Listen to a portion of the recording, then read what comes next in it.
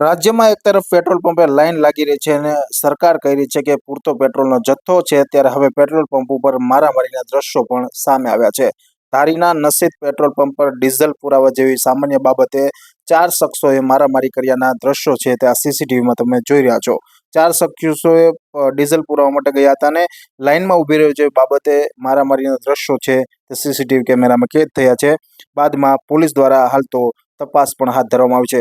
જોઈએ શું કહ્યું છે પેટ્રોલ પંપના માલિકે, શું બની હતી ઘટના. હાલ જે આ પેટ્રોલ ડીઝલની તંગીની સમસ્યા ચાલી રહી છે એમાં લાઇનમાં ઊભા રહ્યા વગર આડેથી પેટ્રોલ ભરવા બાબતે માથાકૂટ કરીને મારામારી કરેલ હતી.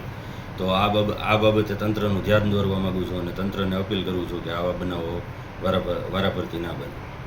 ખરેખર આ બનવાનું કારણ શું હતું? જે વ્યક્તિ એ હુમલો કરવામાં આવ્યો એ વ્યક્તિને વચ્ચેથી પેટ્રોલ ભરવાની લાઇનમાં રહ્યા વગર વચ્ચેથી પેટ્રોલ ભરવું.